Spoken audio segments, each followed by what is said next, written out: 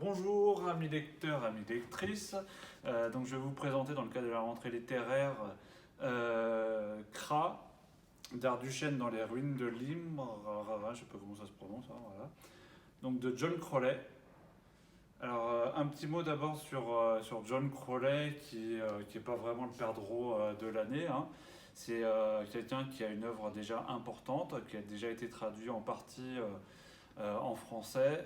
On a par exemple la tétralogie Égypte, et on a surtout le Parlement des Fées, qui est sorti, bon, qui est considéré comme un chef-d'œuvre. Voilà. Et donc là, il a sorti très récemment Cra chez La Talente. Alors ce titre est original déjà. Un premier titre, le héros c'est une corneille. Hein, c'est pas forcément très commun. L'écriture, enfin, avant de parler de l'histoire en elle-même, je vais m'attarder un petit peu sur l'écriture, qui est à la fois exigeante et qui présente, enfin, qui est très facile à lire. Donc c'est agréable d'avoir cette double qualité-là, c'est vraiment bien. Donc au niveau littéraire, c'est quelque chose de très travaillé, que ce soit au niveau de l'écriture, mais aussi également au niveau de la narration, de la construction du récit, de la personnalité de ces personnages, et en particulier donc de Darduchenne, le héros, la Corneille.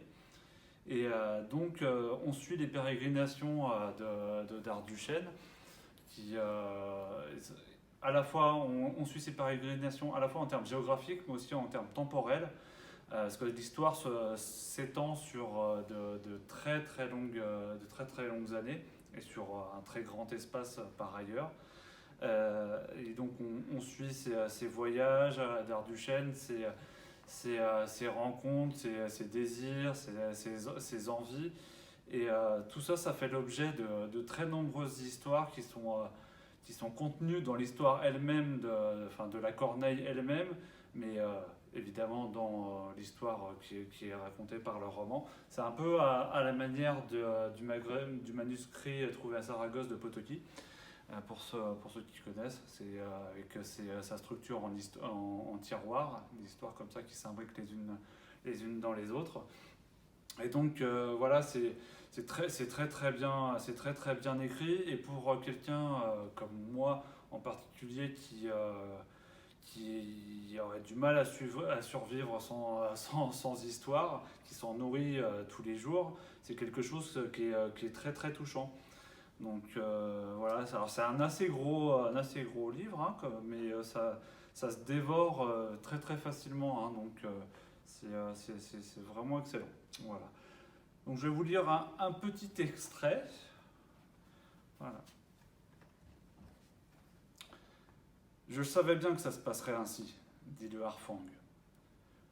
Non, il faut que j'aille la chercher, que je la ramène. Je sais comment aller là-bas.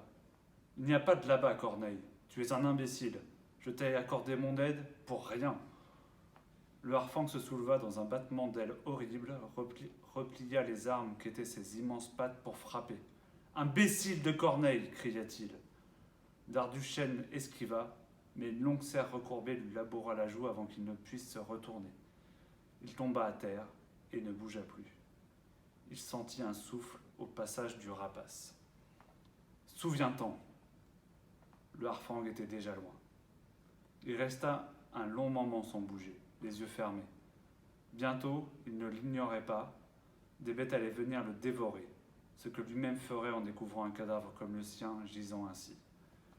Il se demanda si le Harfang savait que c'était ce qui devait arriver. Il se le demande encore.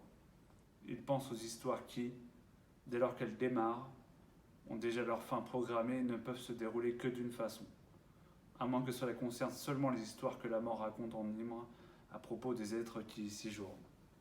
On raconte peut-être ces histoires pour que les vivants en tirent une leçon, pour qu'ils ne cessent d'apprendre qu'ils n'obtiendront jamais rien de ce royaume.